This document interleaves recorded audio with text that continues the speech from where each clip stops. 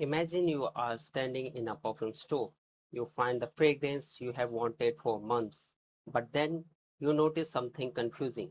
Eau de Cologne, Eau de Toilette, Eau de Parfum, Parfum, Elixir, Intense, Absolute. Suddenly, you are not buying one perfume anymore. You are choosing between six different versions. The salesperson says, buy the Eau de Parfum, it lasts longer. Another person says, no, buy the Parfum version. Someone online says EDT is weak. Someone else claims concentration tells you everything. But is any of that is actually true? Or we have misunderstood perfume concentration for decades. Today we are separating facts from fiction. Hello everyone, my name is Manoj Singh. Welcome back to the Fragrance Wisdom. Before we compare bottles, we need to understand one simple concept. A perfume is not made entirely of fragrance. It contains three main components: fragrance concentrate, the aromatic materials that create the smell; alcohol, the carrier that helps distributing those aromatic molecules; water and other supporting ingredient used for stability and formulation. When people talk about concentration, they are talking about the percentage of fragrance concentrate in the finished product. Think of making orange juice. If you add more fruit concentrate, the drink becomes richer, but it doesn't mean everyone will enjoy it more. Perfume works the same way. A higher concentration changes the character of the fragrance. It doesn't make it better.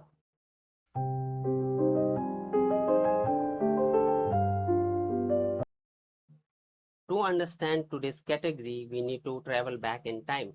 In earlier centuries, perfume was expensive because extracting natural aromatic materials required enormous amount of flowers, woods, and resins. When alcohol became widely used in perfumery, it allowed fragrance to become lighter, easier to apply, more affordable. Over time, different strengths were created for different purposes. Some were refreshing splashes, others became elegant evening fragrance. These categories eventually evolved into the concentration names we know today.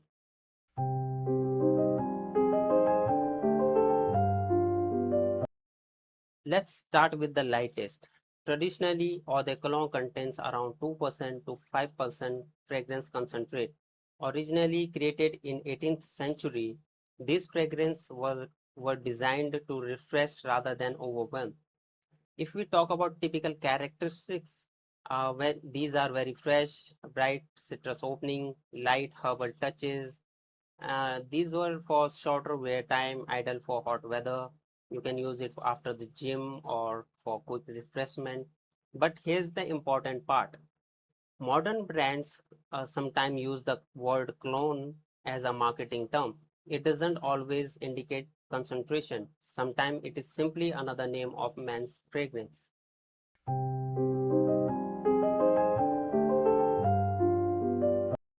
Now we reach the most common concentration. Traditionally contains about 5 to 15% fragrance concentrate.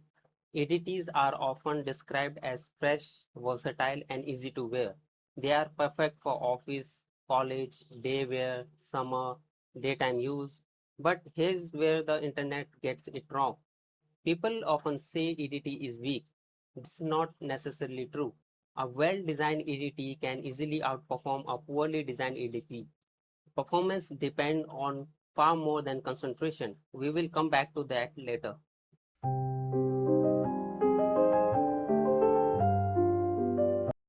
Eau de Parfum traditionally contains around 15 to 20% fragrance concentrate, and Eau de Parfum often feels richer, the opening may be smoother, the heart is more pronounced, the base more noticeable. But remember, one more concentration doesn't simply mean longer lasting. Sometimes increasing the concentration changes the balance of the fragrance itself. The EDT and EDP of the same perfume can smell noticeably different, not because one is stronger, but because the formula has been adjusted. They are of a sibling, not identical twins.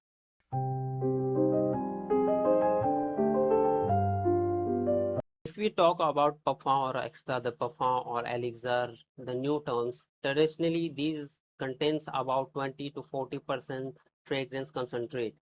These are richer category. People often imagine parfum as an explosion of scent. Ironically, it can actually project less than an EDT. Why? Because it evaporates more slowly.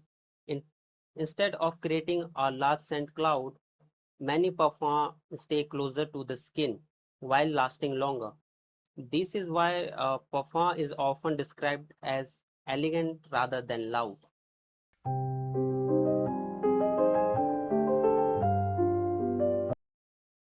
Let's bust some myths. Myth number one, higher concentration always lasts longer. Not always. Ingredients matter. Some citrus materials disappear quickly regardless of concentration. Some woody molecules last for days, even in EDT.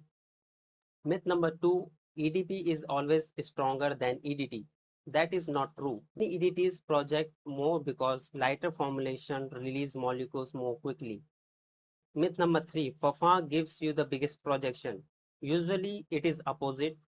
Many parfum creates a softer scent bubble around you. Myth number four, concentration tells you everything. It doesn't. You also need to consider ingredient quality, formula design, climate, application, skin chemistry, storage, and other things. Myth number five, EDT and EDP smells exactly the same. Often, actually, they don't. Brands regularly rebalance formulas between concentration.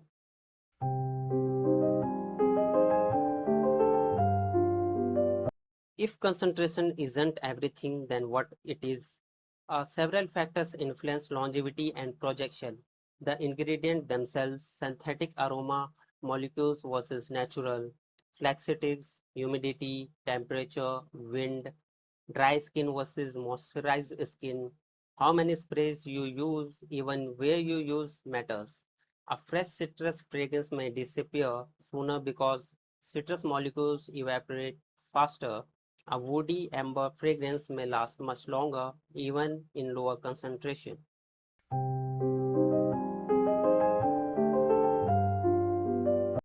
There isn't a universal answer. Choose based on your lifestyle. If you want something refreshing for summer afternoons, an eau de cologne and eau de toilette may be ideal. If you are looking for a versatile with more depth, an eau de parfum can be an excellent choice. If you prefer a refined, closer to skin fragrance for formal occasions, a parfum might suit you perfectly. Don't buy based on the labels. Test the fragrance, experience its full evolution, and choose the version that makes you happiest.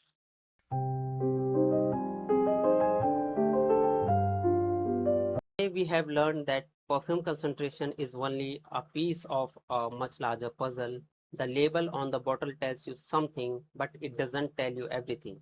A beautiful fragrance isn't defined by numbers, it's defined by balance, creativity, craftsmanship, and how it makes you feel.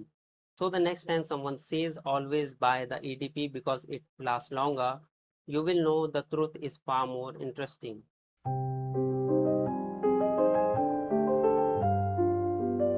Now that we have understand the concentration, it is time to answer another fascinating question. Why do two people wearing the same perfume smells completely different? Is it skin chemistry, body temperature, diet, climate, or something else entirely? That's exactly what we will explore in our next episode.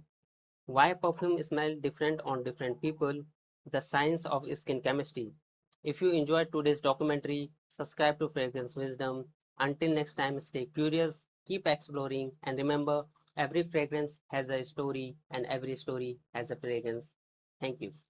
You left your coat on the back room chair, fingerprints on the glass where there